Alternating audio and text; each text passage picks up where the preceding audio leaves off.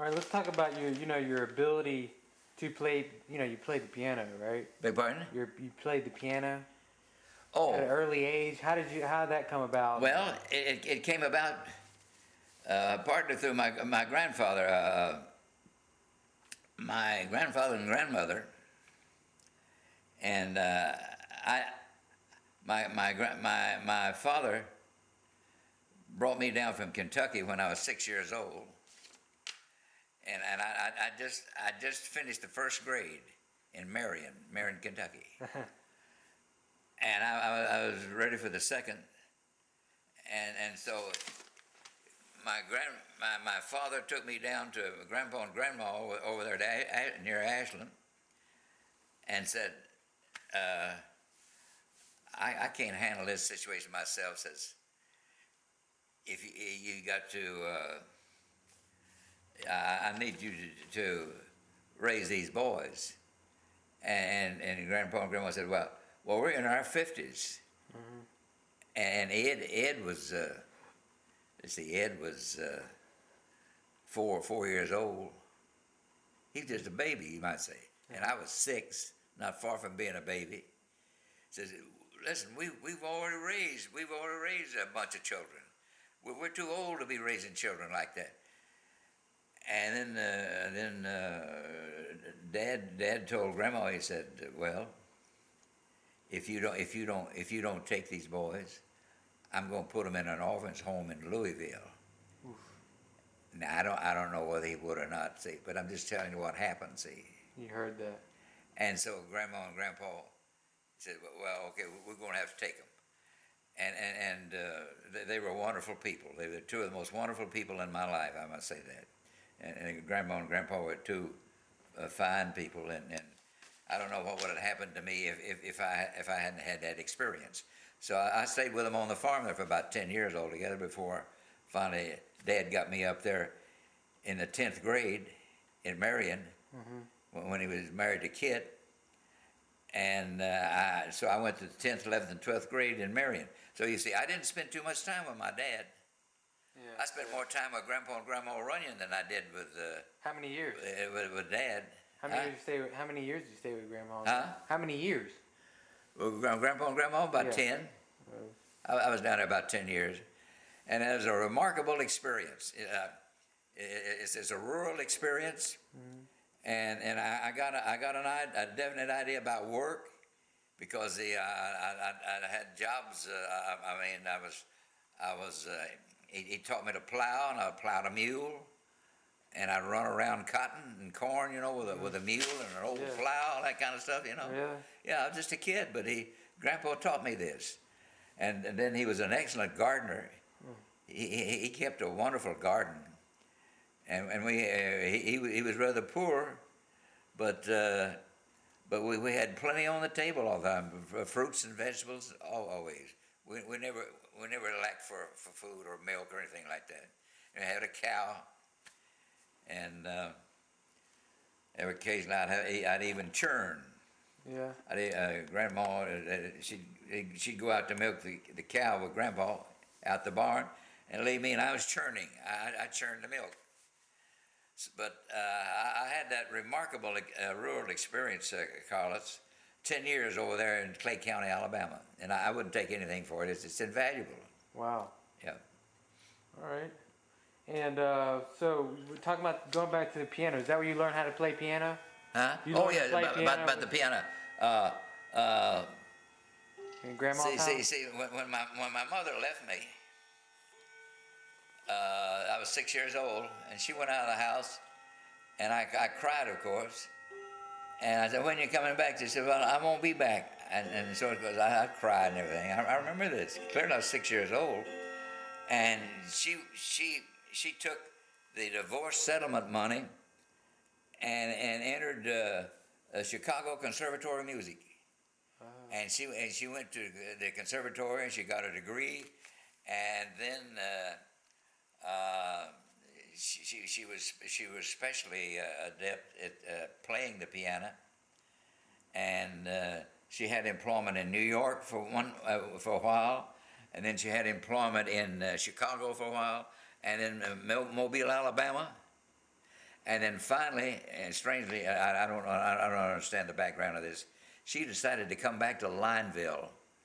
That was as her original old hometown there, where her father lived and so forth. And she came back there and started teaching students to play the piano. And just before she died, most of her students were in Anniston. You familiar with Anniston? So now it's I-20. Is that near Anniston, Alabama, yeah. Okay. Yeah, it's between here and Birmingham. That's your mother? On I-20. Your mother or your grandma?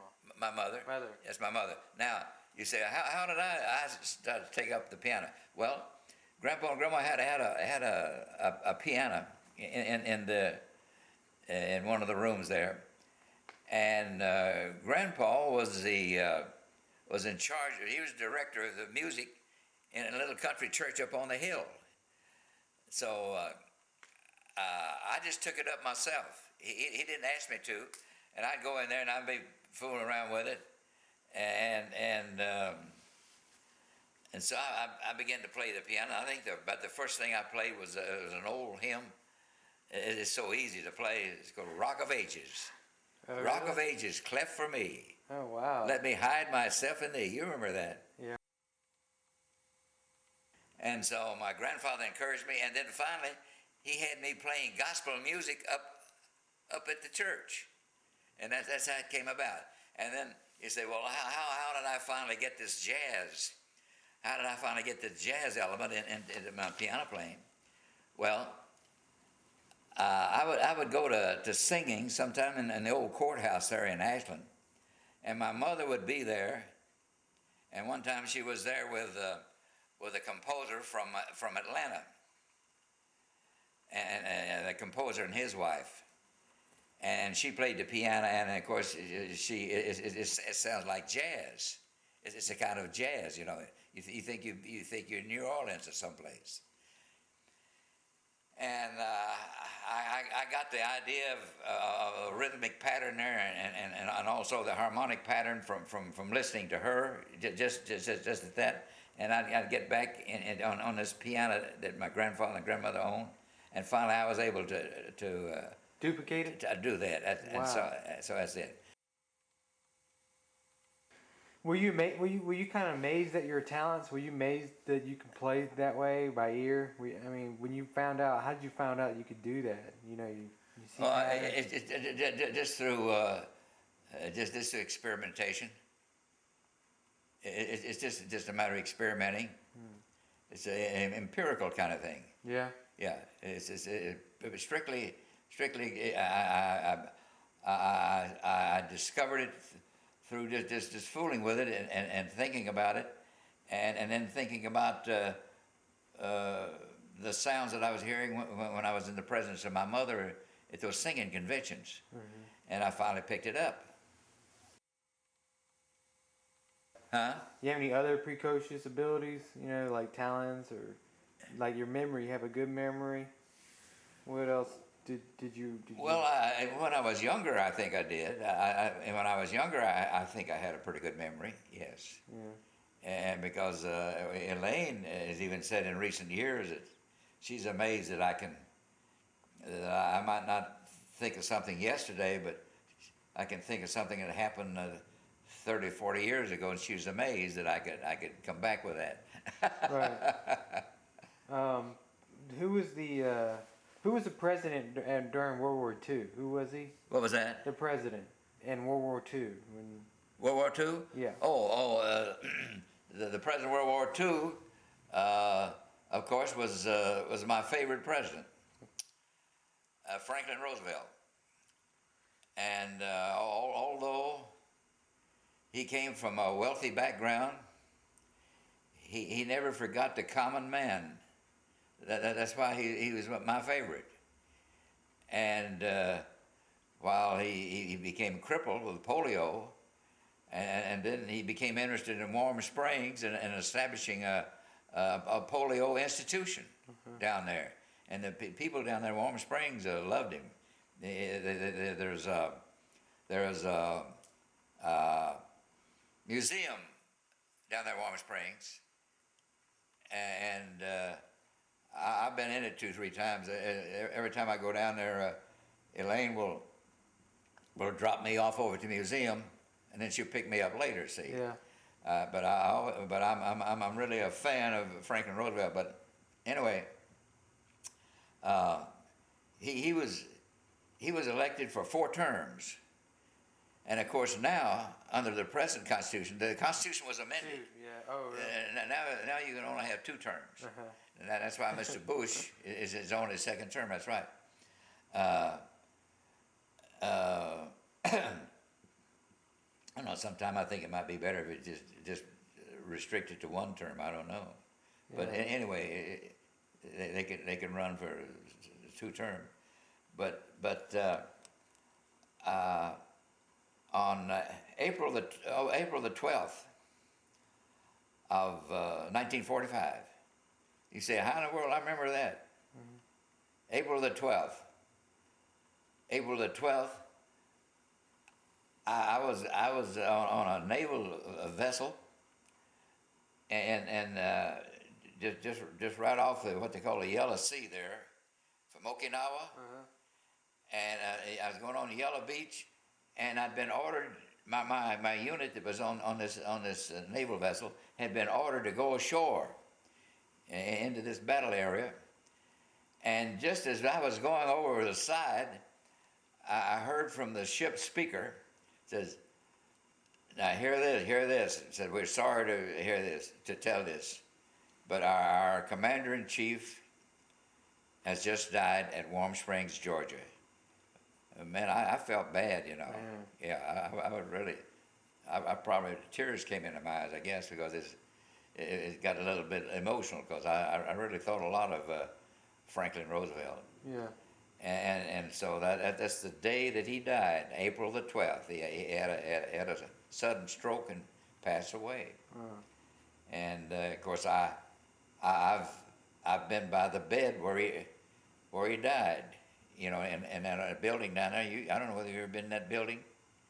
Yeah, there's it's called the little White House. Yeah. Down there, and I've been in that. I've been right by that bed where Franklin Roosevelt died. But anyway, the interesting thing about Roosevelt was that he got some legislation passed that's so important for our country. For instance, in connection with energy, there's a TVA, Tennessee Valley Authority, and he made possible the development of electrification on a giant level in the United States. And he was possible. He was behind the idea of Social Security, and we can look to him more or less as a father of Social Security. And he was also interested in Medicare, so he was interested in people's health. And of course, one thing about people's health was that, you know, he was a polio victim himself. Yeah. He's a cripple from polio. He couldn't walk. And there's so many pieces of legislation that he was influential in getting passed during his administration that endear him to me, as far as I'm concerned, as an American citizen, right? Yeah. I still remain a fan of Franklin Roosevelt. What did you play any sports when you were young? And Huh? did you play any sports?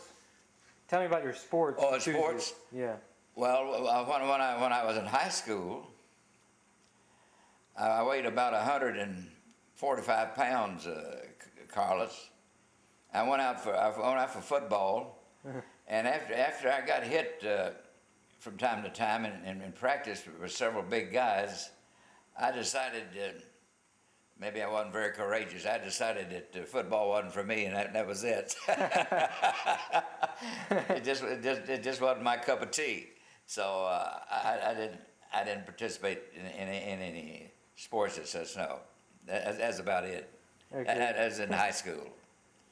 I went out briefly for football, and then finally I turned in my uniform. Well, how many weeks? Oh, I think I lasted about a month. But the point was, as you know, football is a highly contact sport. Yeah. And I was just talking to Elaine the other day about quarterbacks. A quarterback is a special problem in football. Yeah. And you say why? For one thing, they not only have to engineer the team and direct the team and decide whether to pass or whether to pass off and let a guy run with the ball. Not only that, but they take an enormous beating.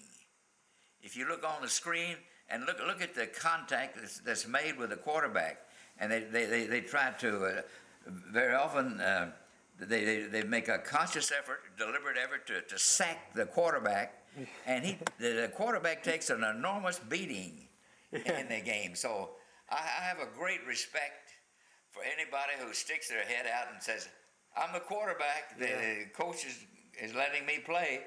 I have an enormous respect for that guy. Now, this fella, Vic. Yeah. What do you think of him? You know, for this local Atlanta team, I think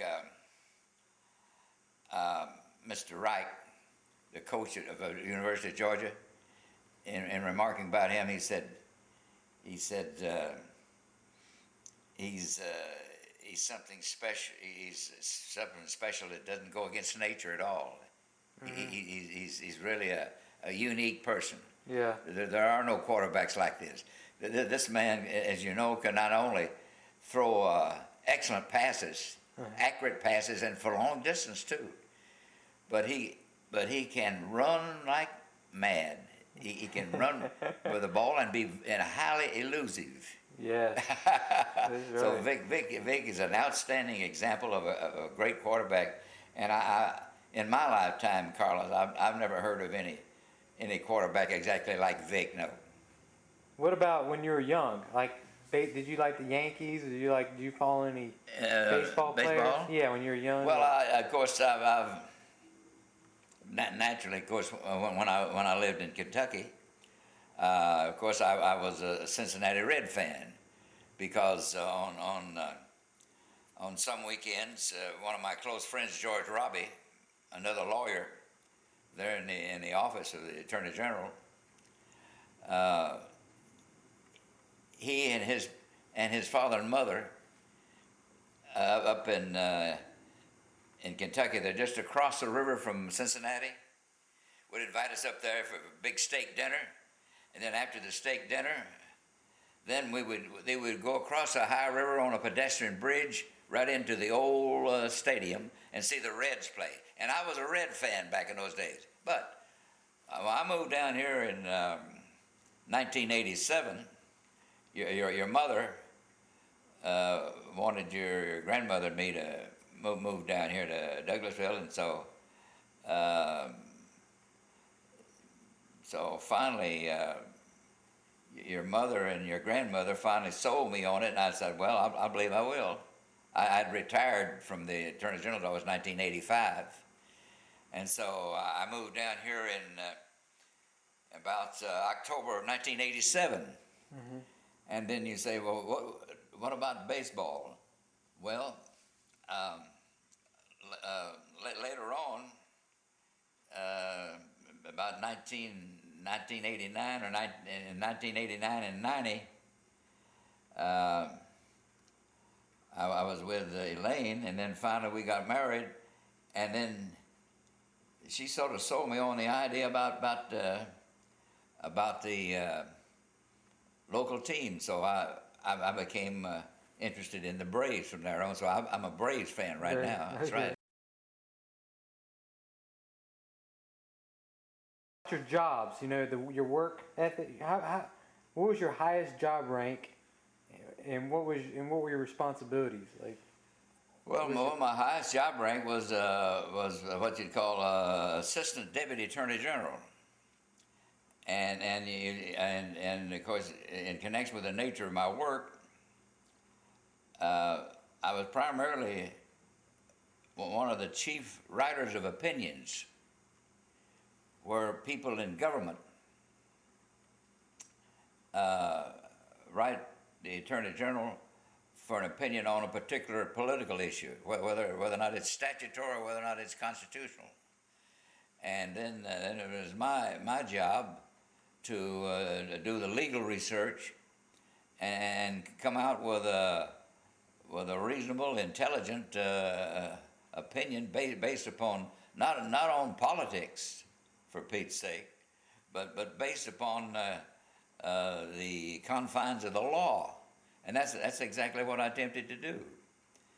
Now I had some very serious responsibilities. For instance, in connection with the Turnpike Authority, that was responsible for building roads and like interstates across the state of Kentucky. I was the proxy for the Attorney General.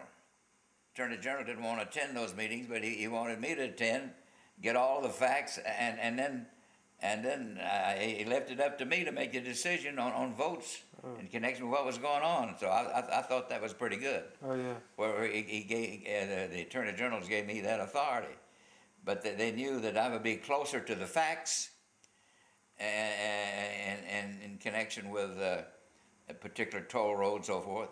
And then, in addition to that, I was also a proxy for the Attorney General for the State Property and Buildings Commission. And you say, what was all that?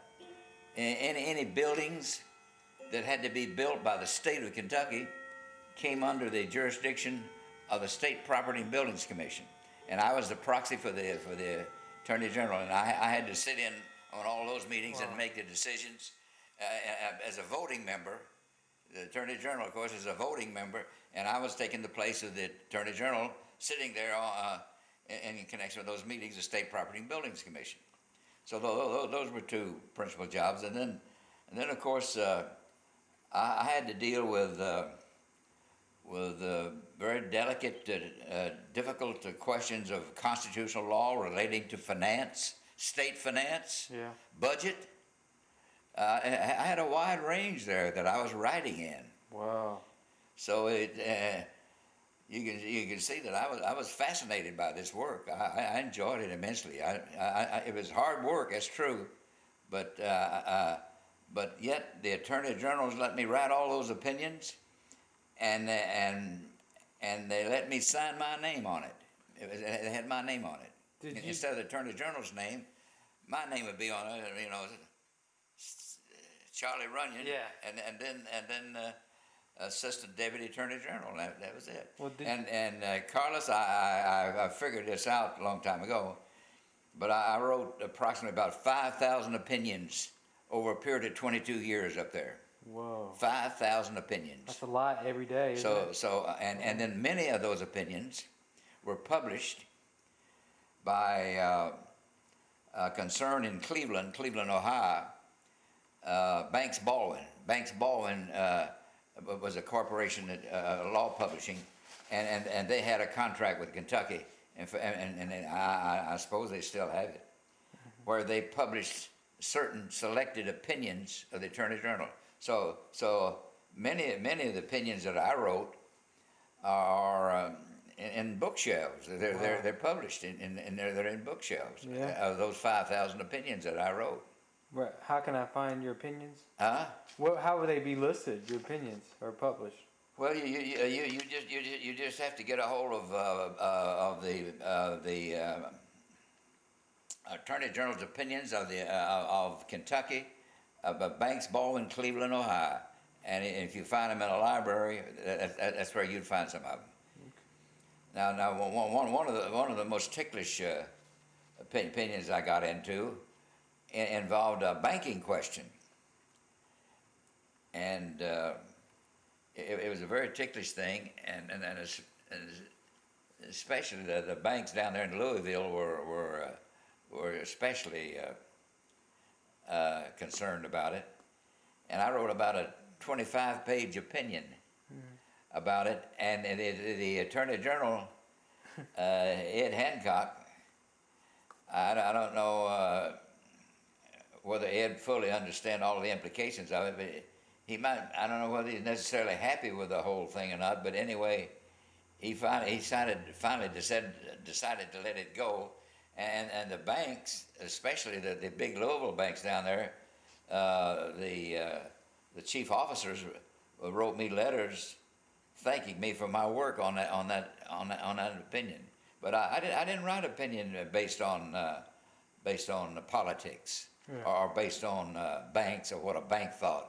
It doesn't matter what the banks thought. I had to go for what I thought was the law. Oh. And of course, overall a whole period of time there, I could have been wrong.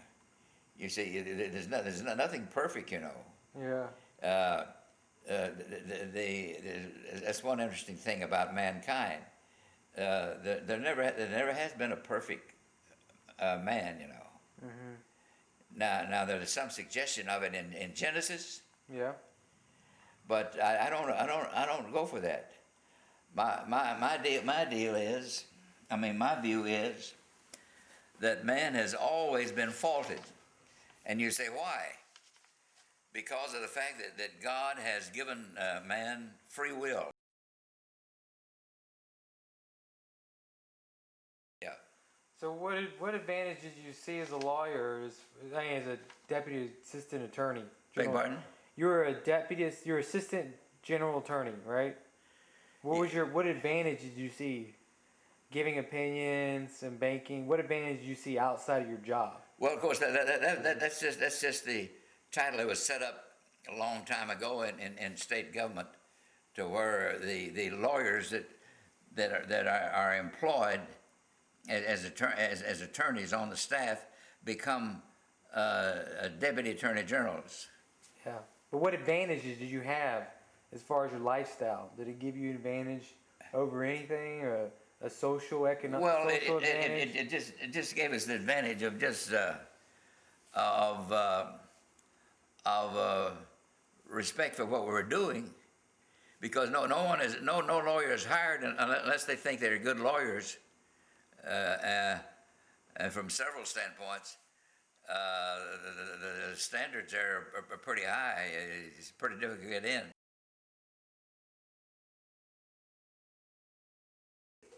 I was at Sioux City, and I was serving with the Air Force now. Now I got my commission with the Army. I got my commission at the Army down at in Wyoming, Fort Francis E. Warren. Got my second lieutenant commission and so forth. But I was commissioned in the Army. But when I was at Sioux City Army Air Base, and that's where I met her mother. Her mother was at Sioux City, and somehow or other we happened to meet. And then I fell in love with Muriel, see, her mama. Uh-huh. That's right. And let's go back to the war we're talking about. Which war? You served in World War World II, War II? right? Yeah. Did you serve in both of them? Huh? Did you serve in both wars? No, I just served in World War II. Okay. And what was your momentous moment during the war, that you felt you had the greatest purpose? You know, what moment in the war did you feel like, were you enlightened about your purpose? When did you realize, okay, I know why I'm needed in this war today? You know, when you're in the war, did you have a special moment or day? Well, no, I felt all along that it was necessary, and I felt it was in the interest of the United States, and it wasn't just the idea about Franklin Roosevelt getting us into a war. Our security was being threatened. I think that was my judgment at that time, and still is. It is being threatened by the Japanese, and it's being threatened by the Germans, and we had to get into it. And we were a little late, but we were lucky, because the Nazi machine, as you know, had made extensive preparations for all their monkey business when they took over Czechoslovakia and Hungary, and then finally we were getting ready for Great Britain. And they finally didn't take over Great Britain, but they were getting ready to take over Great Britain.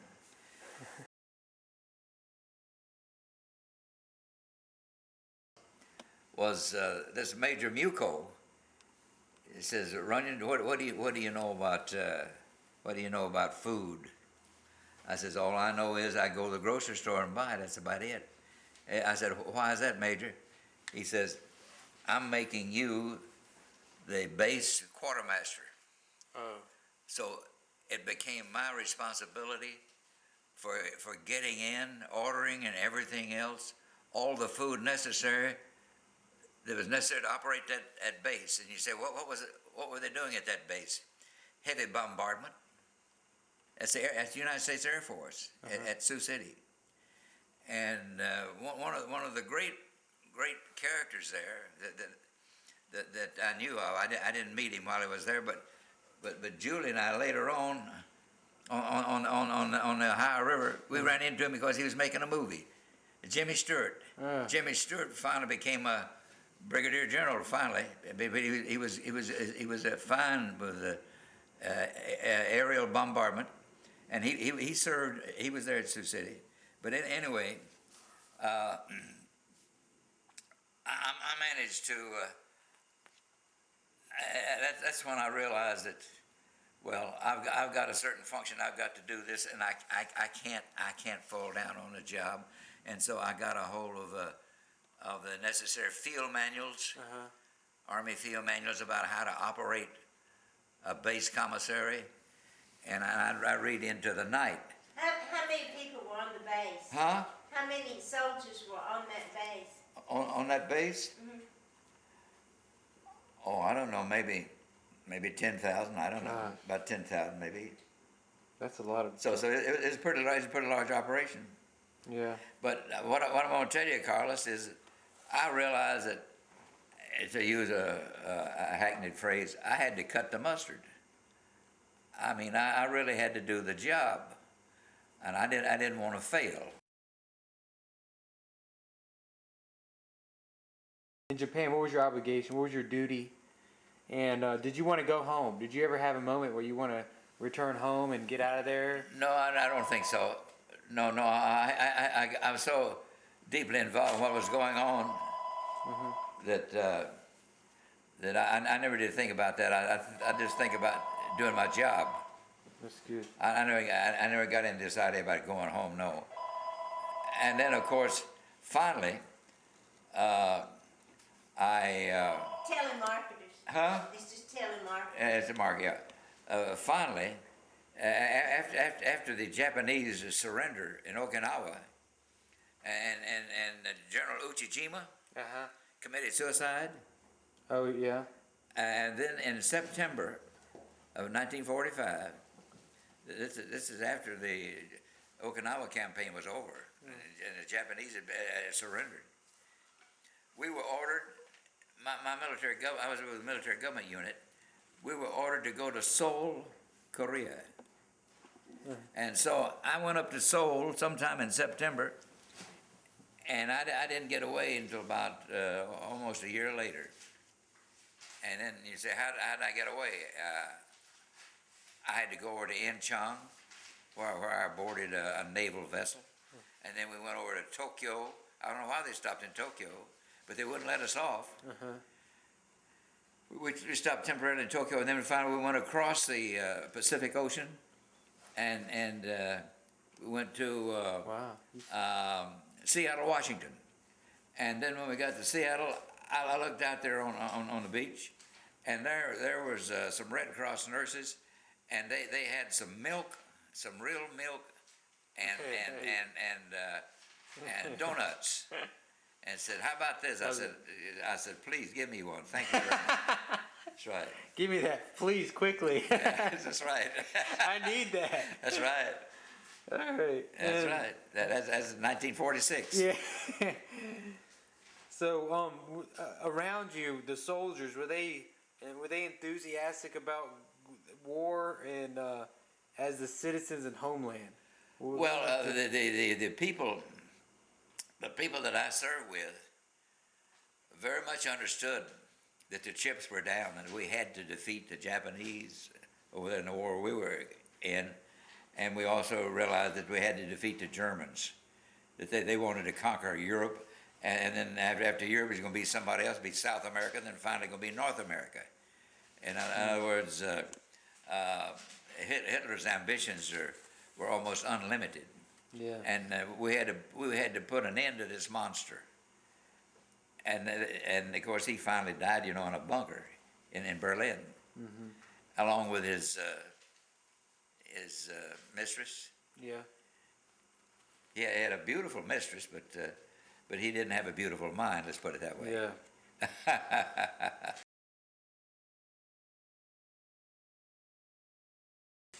How did you feel after knocking out all the Japanese presence in Iwo Jima? Well, The bomb. Where's that bomb, Mama? Hiroshima. Hiroshima? Hiroshima. Excuse me. In Hiroshima. Yes. How did you feel Oh yeah. afterwards? Well, now before I left Okinawa, President Truman gave a final order to the Pentagon for him to drop the atomic bomb on Hiroshima and Nagasaki. And when they did, they killed 200,000-300,000 people.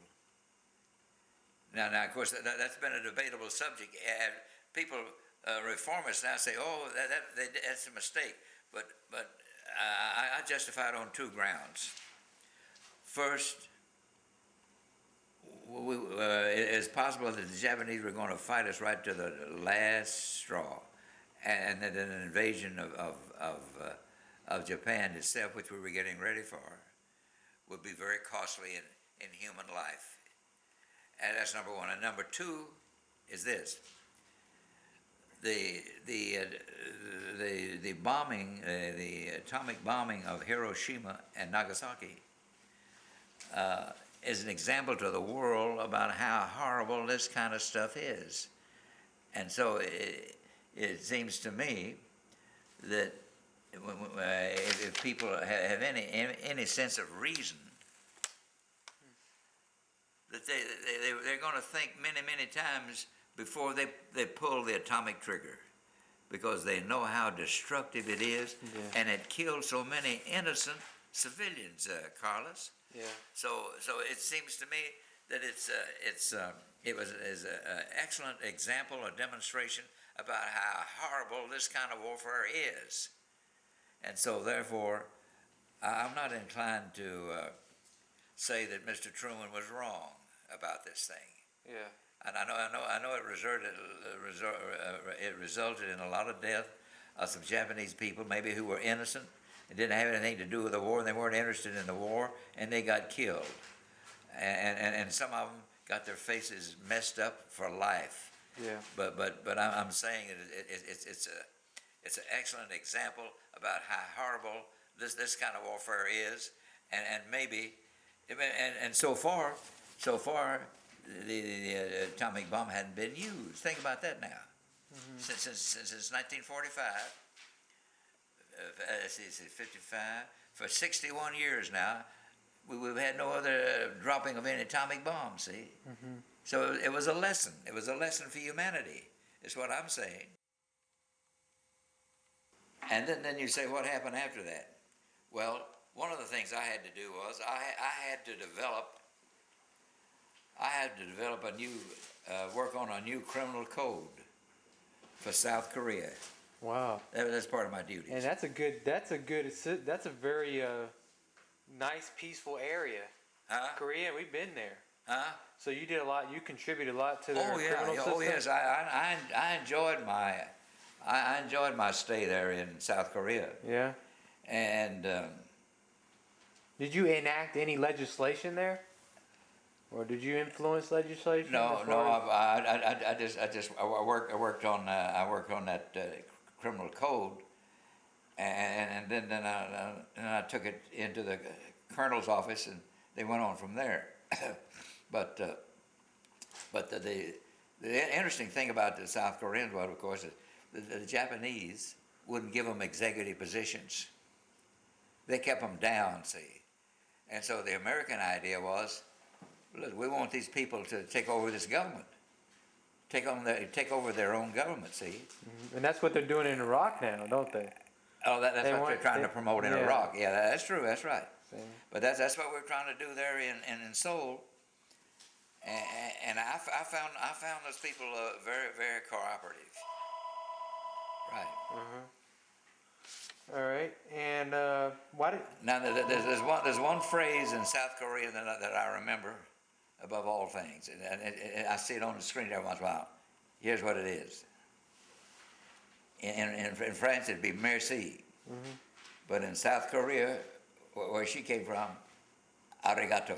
Arigato. Is that right, Jim? What's he say? Huh? It's Japanese. She says Japanese. Oh, is that Japanese? Yeah. I remember. Arigato. Kamsahamnida. Yeah, that's good. Kamsahamnida. Yeah, that's What'd you say about that? She said that's Korean. That's it, isn't it? Yeah. Yeah, that's right. I had it mixed up. The Japanese is arigato, right? Yeah. Arigato. But her thank you is kamsahamnida.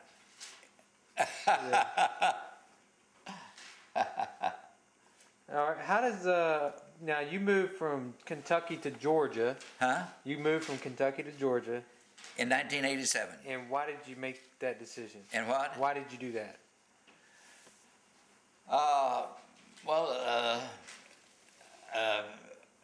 Julie, your mother suggested it to your grandmother, and she said, "Why don't you?" He said, "That is, he's retired from the Attorney General." I said, "I retired in 1985," and then I had some kind of a stroke, not a stroke, but a seizure, down at Fort Lauderdale, where we were visiting, in 1985, soon after I retired. And then your dad had to come all the way down to Fort Lauderdale, Florida, and get in our car and drive us back up to Kentucky. And then later on, in about 1987, your mother suggested to her mother, as Muriel, my wife, that we moved down here to Douglasville. And so finally they sold me on the idea, and we did. I sold our house, and it didn't take me long. In about a week, I was able to sell the house. Wow. And so I got the movers in there, got our little stuff and packed up, and we came on down here. And then we rented for a while there the home that you were in over there in Douglasville. You remember the first home? Yeah. You know where it was over there. Yeah, that's Reynolds Road. Huh? Reynolds Road. Reynolds Road, that's right. Now we stayed in there about a year, and then your grandmother wound up I had her over in the hospital, and then they took intensive X-rays of her lungs. She couldn't get up. She says, I don't feel like getting up. And then finally, I got her over there the second time with her doctor, her diabetic doctor. Got her over to the hospital there at Cobb General, called Cobb General at Austell. And finally, the doctor came to me and he says, I got a bad story I'm going to have to tell you. I said, what is it? It says your wife has cancer all over her lungs. And of course that's from smoking, apparently, because she smoked from when she started smoking when she's a basketball team in high school, back in Iowa, see. Yeah. Yeah. So that really knocked me out, because I thought that her diabetic doctor had done the best for her that any doctor so far had done. And so on December, I think it's about December the 1st or 2nd, 1988, she died. I came home after midnight one time, and then I got a call from the nurse that said, Mr. Runyon, I've got sad news for you. I said, what is it? He said, your wife passed away. So that was it. Yeah.